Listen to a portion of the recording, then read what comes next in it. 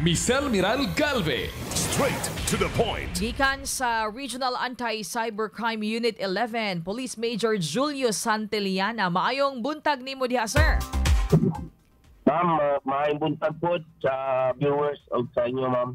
Yes, sir. Ganina naghisgot ta og online exploitation og online scam. No, namong report sir nga daghan kaayo ang o nagasaka ang ihap sa kaso sa mga na-online scam.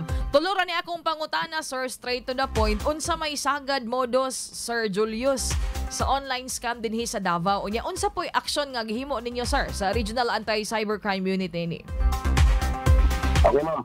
Ang kasagaran sa mo other, ma'am, is ma-receive sa Davao, ma'am, is yung compromised Facebook account, ma'am. Okay. Which is ang biktima pretending na nangayo og kwarta sa mga contact niya dito, mga friends niya, na na-accidente daw siya, na-hospital daw siya, badly needed ang kwarta. So, ang pakwanda siya, ma'am, is manghiram siya kwarta, bayaran daw pagkahapon, which is tugod to bitro, ma'am. So, ang kasagaran na ma-text na ma'am, or ma-chat, ma'am, watag yun dahil kwarta, ma'am, sa emergency dito.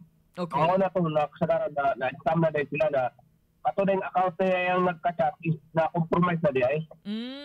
Okay. Sagad po, ako, sir, personal na ako'y kaila nga maogid ni ang nahitabo sa iya, ha? Nga nagkabuang sa unsaon niya kay ang password gi-change naman good sa nag-hack. Unsay sagad rason ani, Sir Julius, nganong may anima ng atong mga accounts? Yes, ma'am. Ang kasagaran na ng account na na-compromise, ma'am, is una, is kanang patagalan ang pindot sa mga atong ipang-view sa online, sa official Facebook. Okay. Parang link, na pagtapos pagpindot na nila, was lang kabalo na kung siya, isa phishing link na inakuha na pala yung username at password, mauna na compromise yung account, ma'am. Then, pangalawa, ma'am, ang kasagaran sa mga account ma'am, is yung password is bubura. Dali na siya ma-hack ay naman ko yung decrypt na tawag na ito na computer decryption na kung the more na short mo ang password, the more na dali siya ma-hack yung account. So taason gyud dato na itong mga password ani. Ako i-change dayon nako iniguman ani atong interview, sir. I-change na ko ang atong interview. Sagad, Sir Julius, asa man ni Facebook, unsa man ni kasagaran ng mga site, sir? Kasagaran dyan natin na compromise ang account is katang personal account din, ma'am.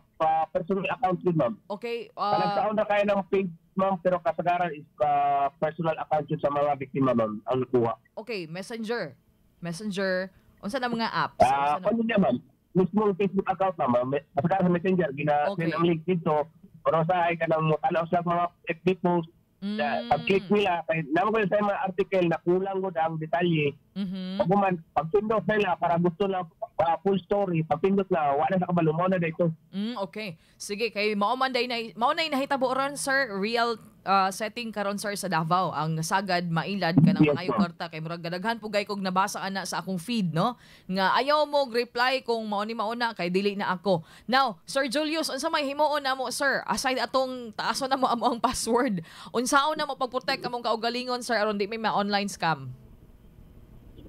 Kung kung may mag-send sa inyo na unknown user o unknown na mag-chat sa inyo, okay. Disregard ayon na i-block na ninyo yung tao nga na. Kasagaran mo ganda na kanang i-inganyo ko ka, ma'am, na tugod to be true yun na siya na kwan. So please lang remind lang ko sa inyo na ayaw sige o social media, especially in Facebook, na magtanaw mga post. Okay. Before na tunood yun ang gapo sana mga website ko. Okay, sige. Lastly, Sir Julius, na-click na nako, sir. Unsaon man ako ni sir? Ang wala naman, immediately report sa mga, ma'am, para ma-recover na to yung account. Even na ang account nila is nakuha na minsan of number. Ang Facebook account is dili siya mag-recognize tayo sa bagong number na di-send dito. Hindi. Kung ang cellphone na ginagamit usually sa user, moto ang makarecover siya ang account, ma'am. Okay. Sir, ipahabol lang ako niya question, sir, ha? Kaning SIM card registration, sir, ba? Makatabang ba yun ni sir? Ma'am, the SIM card registration, ma'am, is good ang law. Okay. But the implementation, ma'am, is kulang. Hindi masyadong steeper and stricter yung pagka-implement nila po, ma'am. Mga telcos. Okay. So sa implementation tag, nindot ang plano, nindot ang tinguha, pero sa implementation gid na magkulang. Salamat Sir Julius. Yes, ma'am. Salamat sa inyo. More power sa Regional Anti-Cybercrime Unit, sir. Mag-chat raw niya ako, sir, og na-change na ang password, sir. Salamat Sir Julius. Thank you po. Salamat po, ma'am. Good morning po. Maayong buntag. Straight to the point. Ay nga tuon di ay. Radyoman Michelle Miral Galve. Straight to the point. Maayong buntag sa mga